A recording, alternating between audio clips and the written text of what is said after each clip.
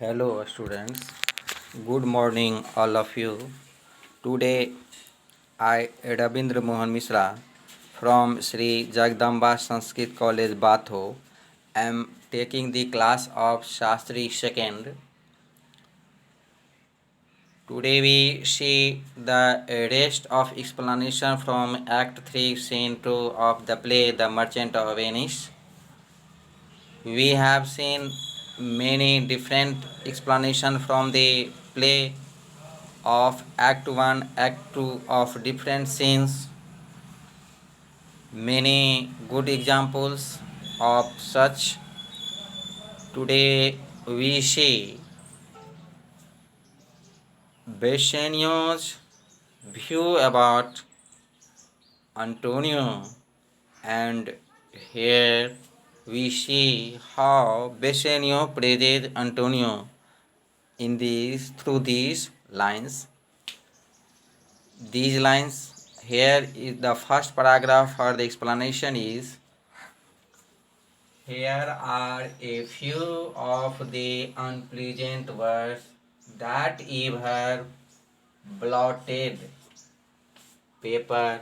Gentle lady, when I did first impart my love to you, I freely told you all the wealth I had ran in my veins.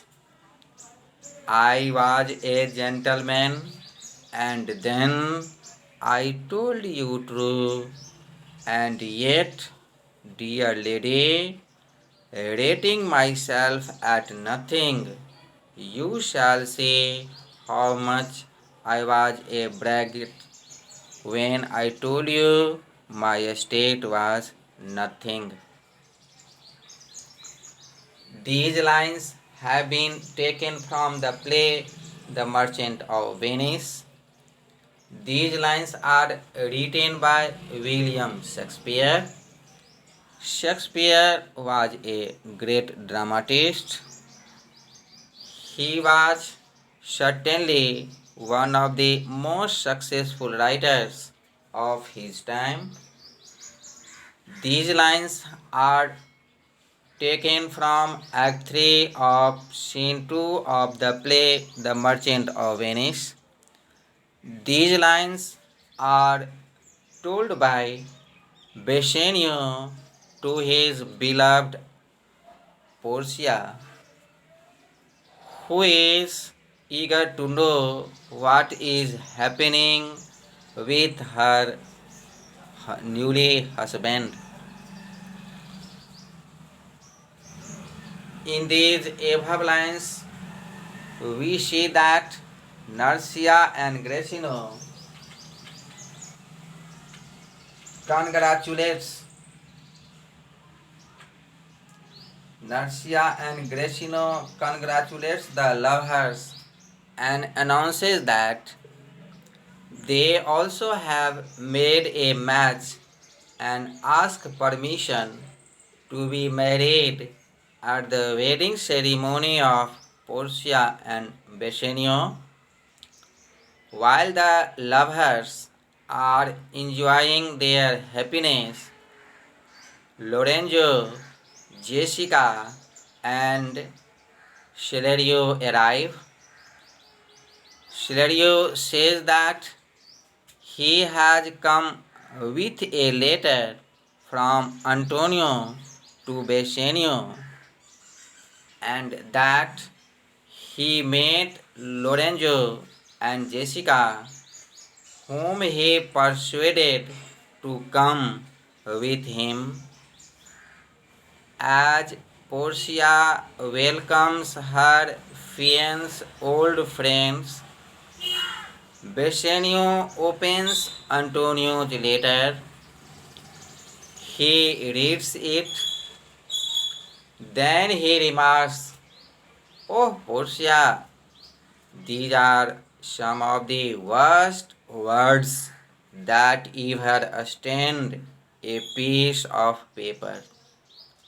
The words seem to warn him. Bassanio is saying that, "My darling, when he gave his love to her. Then he told her that all the wealth he had ran with him once again, that he have noble blood but no money at all. When he said her that, he told her the truth, but he again remarks that, my dear, when he said he was worth nothing, he was actually bragging. He should have said that he was worse than nothing. He has borrowed money from a dear friend, who in turn borrowed money from his mortal enemy for his sake. And Portia notices that he has turned pale. Bassanio has turned pale. The letter contains bad news. She begs him to share the cause of his anguish, and Bassanio tells her that he has just read the unpleasant verse. He confesses that he deeply indebted to a dear friend, who in turn indebted to a dangerous enemy. Turning towards Saladino, Bassanio asked that it would do no good. Shylock is already boasting of how he will demand justice and the payment of the penalty for the forfeit bond. In this way, the bond is fulfilled. In short, we conclude that these lines remind us that we should be neat and clean in our daily life. Again, it reminds us that we should not do any fraud in our life. Now, we see the second paragraph of this drama. The dearest friend to me, the kindest man, the best conditioned and unwearied spirit in doing courtesies, and one in whom the ancient Roman honor more appears than any that draws breath in Italy. These lines have been taken from the play The Merchant of Venice. These lines are written by William Shakespeare. Shakespeare was a great dramatist. He was certainly one of the most successful writers of his time. These lines revolve around Bassanio, whom both Antonio and Portia love. These lines are taken from Act 3, Scene 2 of the play Merchant of Venice. Upon being asked by Portia that who Antonio is, Bassanio replies that he is not just his best friend and the kindest man, but also the most honorable person in all Italy. Antonio is a friend who is ready to sacrifice anything for him. In these above lines, we notice that Antonio was the kindest man that lived, the best conditioned, and had the most unwearied spirit in doing courtesies.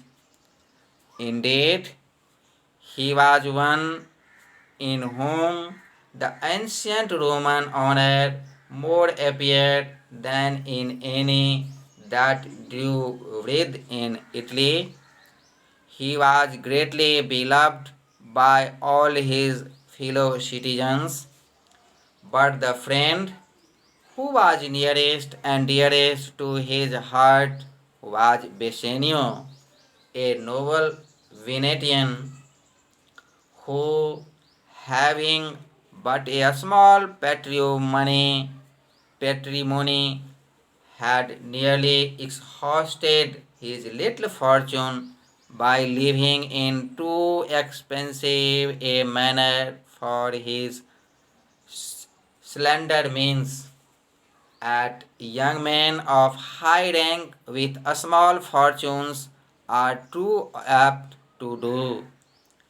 Whenever Vesenio wanted money, Antonio assisted him, and it seemed as if they had but one heart and one purse with them between them. Still, Antonio funds the young noble Bassanio if it requires borrowing money from his enemy Shylock. Because of this act, Bassanio and Portia are able to meet and marry, and Antonio's life is put in danger. Antonio makes his fortune of selling the and buying, and the play revolves around money and exchange. Antonio gives money to Bassanio and receives Bassanio's gratitude in return. Antonio is ostensibly laudable qualities. Portia at once understands that Antonio is a noble person who had suffered for Bassanio. It gets clear that both friends are really loyal to each other. At first glance, it may look like Antonio is making all the sacrifice and Bassanio is using him to find his love. Bassanio's helplessness